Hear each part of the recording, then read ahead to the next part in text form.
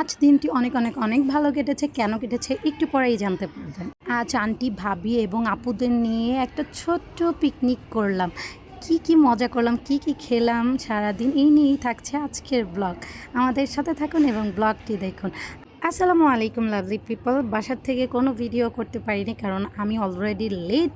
ভাবির সাথে এই তো বের হয়ে গেছি ওই রিক্সার মধ্যে, আর বাহিরে যতটুক ভিডিও ক্লিপ নেওয়া গেছে। এই তো আমরা চলে আসছি আন্টির বাসায়। আজকে পিকনিকটা মূলত আন্টির বাসায় আমাদের জন্য ওয়েট করতেছিল, আমরা আসলেই খাওয়া দাওয়া শুরু করব। এই তো এর মাঝে আমি একটু ভিডিও ক্লিপ নিয়ে নিলাম কারণ আমি তো ভিডিও করতে পারি নাই। যাই হোক, আমরা স্পেশাল ছোট্ট পিকনিক করছি, আর এটা আমরা ফ্লোরে বসে খাবো না তা কি হয়।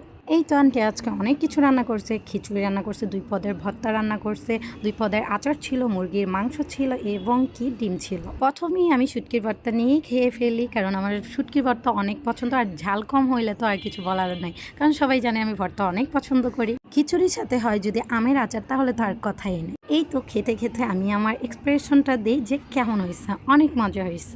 এই তো সবাই খাচ্ছি আর গল্প করছি।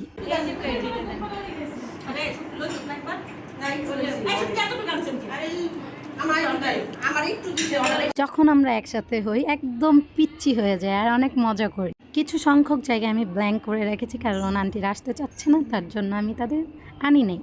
তার জন্য এই তো আমি ডিম দিয়ে খিচুড়ি খাচ্ছি। তারপরে ওই দেখেন মাঝখানে যে আচারটা ছিল ওইটা আমি ভাবছিলাম আচার, পরে দেখি না বোম্বাই মরিচ। বাবা, আমি তারপরে সবাইকে দিয়ে দিয়েছি যে আমি এটা খেতে পারবো না। তারপর মুরগির মাংস খাই, ওইটা দিয়েই শেষ করি।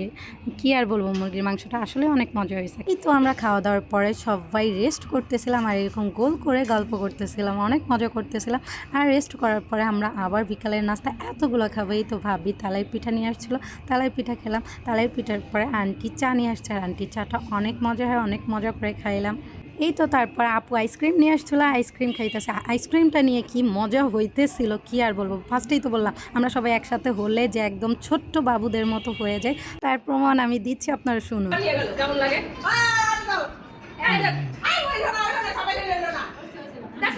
সব সোসা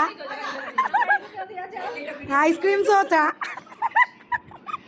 এর লগে আমি নিয়ে নিয়েছি, দেখছেন। এই তো সবাই মজা করতে করতে দিনটি কিভাবে শেষ হয়ে যায় আমরা বুঝতেই পারিনি।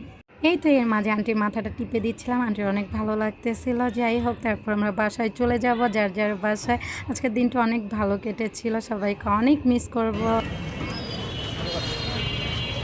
বাসায় এসে দেখি ছোটো বোন নুডলস রান্না করছে আর আমি খাবো না তা কি হয়। এই তো খাওয়া দাওয়া শেষ, সবাইকে আল্লাহ হাফেজ।